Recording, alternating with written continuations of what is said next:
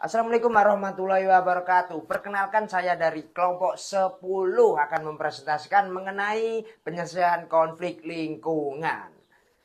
Konflik atau pertikaian secara etimologi berasal dari kata kerja Latin, yaitu kon yang artinya bersama dan fliger yang artinya benturan atau bertabrakan.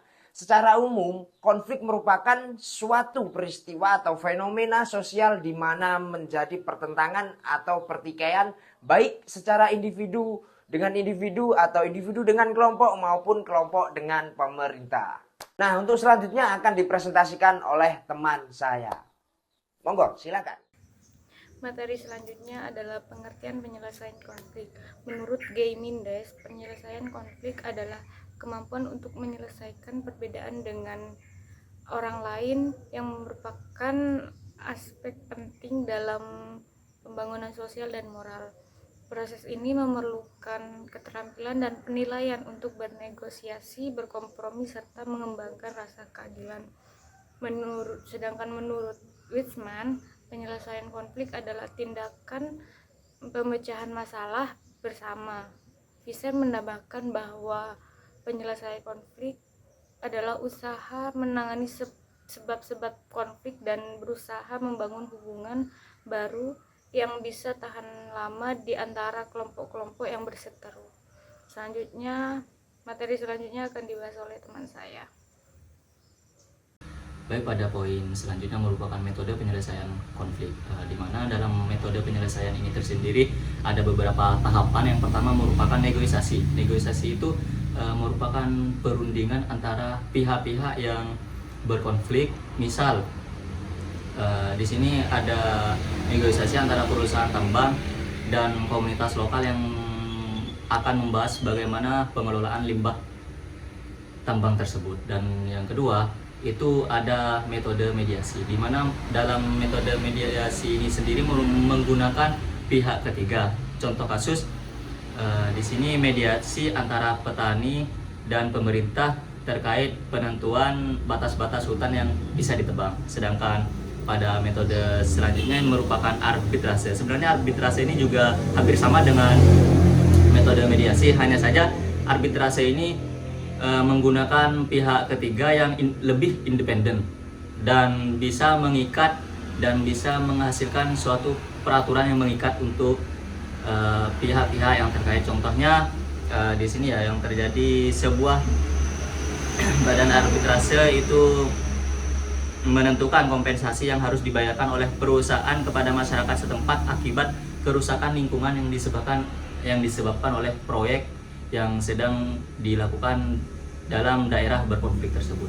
Dan selanjutnya ada ligitasi. Ligitasi, masalah diserahkan kepada pengadilan, diselesaikan secara hukum. Jadi ketika dari metode-metode sebelumnya itu sudah tidak bisa mencapai kesepakatan, maka perlu adanya metode ligitasi, di mana dalam metode ini semua kasus ini diberikan kepada pengadilan dengan cara si pengadu atau orang yang terdampak dengan adanya konflik atau masalah dari proyek tadi itu mengajukan kepada pengadilan. Selanjutnya pendekatan secara partisipatif, di mana pendekatan ini melibatkan masyarakat dalam pengambilan keputusan. Contohnya penyelenggaraan forum publik untuk mendiskusikan rencana pembangunan wilayah yang memperhitungkan masukan dari berbagai pihak. Selain itu juga termasuk warga setempat dan organisasi lingkungan. Nah, setiap metode tersebut memiliki kelebihan dan kekurangannya masing-masing. Jadi dalam metode ini juga ada tahapannya, mulai dari tahapan paling awal sampai tahapan yang ketika tahapan-tahapan sebelumnya itu tidak bisa disepakati, maka memang jalan terakhirnya merupakan pengadilan seperti tadi. Dampak dari komunikasi lingkungan. Komunikasi lingkungan memiliki dampak yang luas dan penting dalam konteks perlindungan dan pemeliharaan lingkungan. Berikut adalah beberapa dampak dari komunikasi lingkungan. Yang pertama, ada peningkatan kesadaran publik. Komunikasi lingkungan membantu meningkatkan kesadaran publik tentang isu-isu lingkungan yang penting, seperti perubahan iklim, kehilangan biodiversitas, polusi, dan keberlanjutan sumber daya alam. Yang kedua, mobilisasi tindakan kolektif. Komunikasi lingkungan dapat memobilisasi tindakan kolektif dengan membangkitkan rasa solidaritas dan tanggung jawab bersama terhadap lingkungan. Melalui kampanye, acara, dan media sosial, individu dapat diberdayakan untuk berpartisipasi dalam gerakan lingkungan, termasuk aksi sukarela, petisi, protes, atau kampanye peningkatan kesadaran. Yang ketiga, perubahan perilaku individu. Informasi yang disampaikan melalui kampanye, publik, iklan, dan program pendidikan dapat membentuk sikap dan perilaku yang lebih ramah lingkungan, seperti penggunaan energi terbaru, transportasi berkelanjutan, dan pengurangan limbah. Yang keempat, komunikasi lingkungan memiliki dampak signifikan pada bisnis dan industri. Konsumen yang semakin sadar lingkungan cenderung mendukung perusahaan yang berkomitmen pada praktik bisnis yang berkelanjutan dan ramah lingkungan. Akibatnya, perusahaan cenderung mengadopsi kebijakan lingkungan yang lebih bertanggung jawab seperti penggunaan bahan baku yang ramah lingkungan, pengelolaan limbah yang lebih baik, dan inovasi teknologi hijau. Ini menciptakan dorongan bagi perusahaan untuk bergerak menuju kesinambungan lingkungan dan memperhitungkan dampak lingkungan dalam aktivitas bisnis mereka. Yang kelima, pengaruh kebijakan publik. Dengan meningkatkannya tekanan dari masyarakat dan kelompok advokasi lingkungan, pemerintah cenderung untuk mengadopsi kebijakan yang lebih ketat terkait perlindungan lingkungan, termasuk regulasi, polusi, pengelolaan sumber daya alam, dan insentif untuk energi terbaru. Yang keenam, peningkatan literasi lingkungan. Komunikasi lingkungan membantu meningkatkan literasi lingkungan, yaitu pengetahuan dan pemahaman tentang isu-isu lingkungan, serta cara berkontribusi pada solusi yang berkelanjutan. Melalui pendidikan formal dan informal, individu dapat belajar tentang hubungan antara manusia dan lingkungan, serta pentingnya pelestarian lingkungan bagi kesejahteraan masa depan. Dengan demikian, komunikasi lingkungan memiliki peran yang sangat penting dalam membentuk sikap, perilaku, kebijakan, dan tindakan yang mendukung perlindungan dan pemeliharaan lingkungan untuk generasi yang akan datang. Bismillahirrahmanirrahim. Penyelesaian konflik lingkungan menurut Undang-Undang Nomor 32 Tahun 2009, yang dimana undang-undang ini merupakan undang-undang perlindungan dan pengelolaan lingkungan hidup di Indonesia, yang mana ada beberapa mekanisme yang diatur dalam undang-undang tersebut, antara lain 1. Mediasi, 2. Penyelesaian sengketa lingkungan, 3. Keterbukaan informasi, 4. Partisipasi masyarakat. Poin yang pertama terkait tentang mediasi. Undang-undang ini mengatur tentang mekanisme mediasi untuk menyelesaikan sengketa lingkungan. Mediasi dilakukan oleh lembaga atau perorangan yang diakui secara hukum untuk menangani konflik, seperti itu.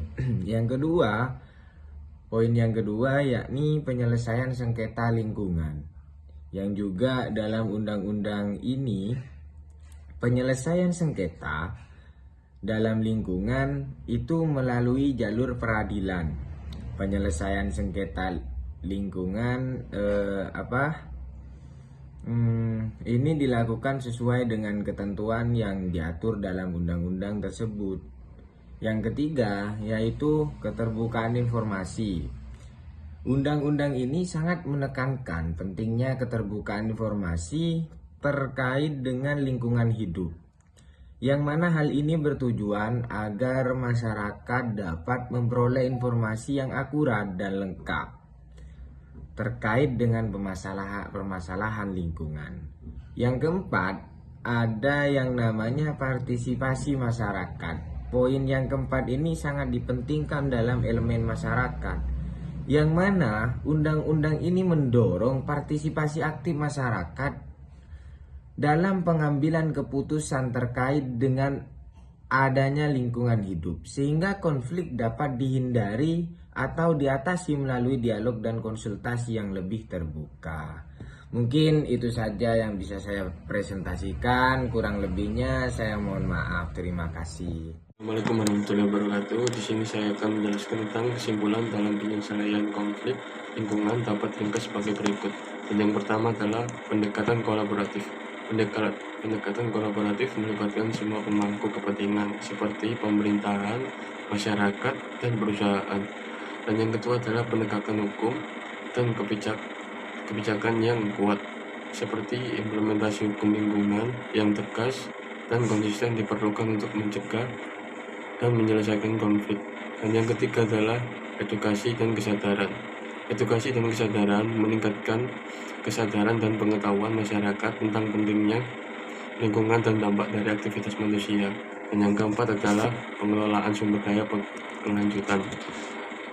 Pengelolaan sumber daya berkelanjutan menerapkan praktik pengelolaan sumber daya yang ramah lingkungan dan berkelanjutan untuk menghindari eksploitasi berlebihan. Dan yang terakhir adalah mediasi dan resolusi konflik. Menggunakan mediasi sebagai alat untuk menyelesaikan penyelesaian tanpa harus melalui proses hukum yang panjang dan mahal. Dengan menerapkan prinsip ini, diharapkan konflik lingkungan dapat diselesaikan dengan cara yang damai, adil, dan berkelanjutan, sehingga dapat mendukung kesejahteraan lingkungan dan masyarakat dalam jangka panjang.